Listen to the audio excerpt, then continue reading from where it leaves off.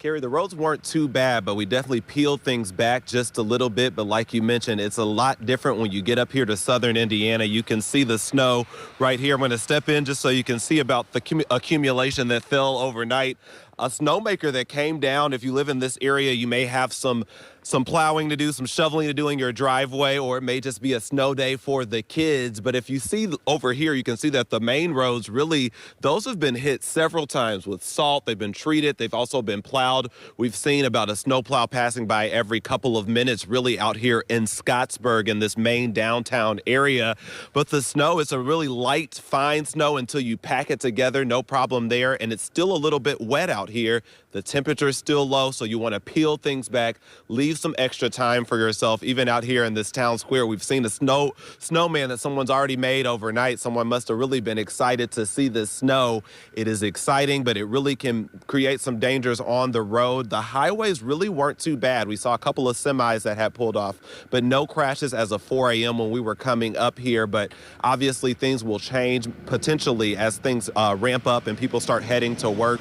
You can see this truck right here even moving at the normal speeds out here on these main roads, and another snowplow even coming through here. Like I said, crews have been nice and busy making sure that you can wake up to as clean of roads as you really can. But again, you want to leave some extra time if you have a morning commute. And speaking of that morning commute, we want to check in with the traffic situation with Suzanne Horgan. Hey, Suzanne. Hi, Marvis. And you know what, Marvis, as you were saying, obviously those treated roadways are in fantastic shape for the most part. In fact, as we go ahead and show you, this gives us kind of a perspective here. This is up in Jackson County. Left-hand side of the roadway, you can see that's the interstate. Over on the right-hand side, though, you can see what's happening with those secondary roads. Obviously, they are going to be snow-covered, and if they're not thoroughly traveled, we're going to be looking at potentially some dangerous driving conditions out there. As we take you into the metro, this is a quick look at Brownsboro Road as you're hopping onto the Gene Snyder, looking just fine. Many roadways in the metro are just wet, but that snow continues to come down. Obviously, treated roadways are in good shape so far this morning. This is a live look from the Kennedy Bridge, and you can see just looking wet so far this morning. A quick check of some of our drive times here. Still moving very nicely northbound on 65 from Lebanon Junction to downtown, a 29-minute ride. 65 southbound coming in from Clark County, no major delays showing up. 64 eastbound downtown to Frankfort, that's going to take you about 54 minutes. Obviously, north and east, that's where we saw those really healthy snowfall totals, and obviously that's where we're also going to find the most hazardous driving conditions. Right now it's 6:05. Thank you, Suzanne. Today, the second impeachment trial of former President Donald Trump begins, and it is likely to last at least a week. A 2/3 vote to convict Trump and bar him from future office is seen as unlikely, but Democrats are hopeful. Deborah Alfarone is on Capitol Hill with details.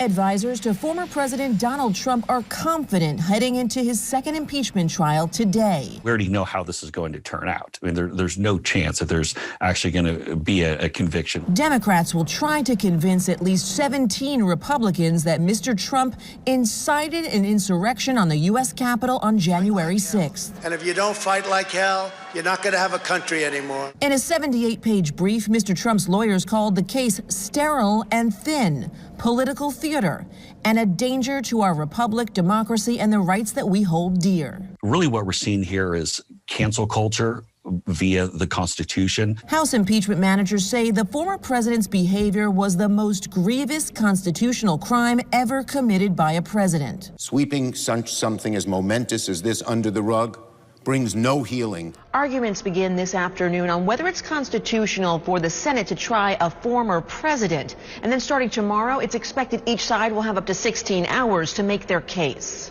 And the only logical conclusion is that Donald Trump should be convicted. New York Democrat Hakeem Jeffries was an impeachment manager in President Trump's first trial. Connecting the dots is going to be an important part of what the House impeachment managers do as it relates to how we arrived at January 6th, connected to the big lie that Donald Trump told. Democrats are not expected to call any witnesses, instead choosing to show video evidence. Deborah Alfarone, CBS News, Washington.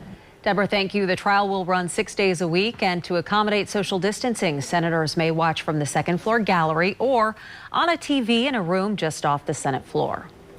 6:07 right now, Metro Police Is investigating a shooting in the Taylor Berry neighborhood. It happened around 10:30 last night on Lillian Avenue, not far from Taylor Boulevard. Police say a woman was shot. She was taken to the hospital with what appears to be non-life-threatening injuries. There are no suspects at this time. The city is now taking steps to revitalize downtown Louisville after the pandemic and social unrest greatly impacted the area. Monday, more than 65 people, including Mayor Greg Fisher and several city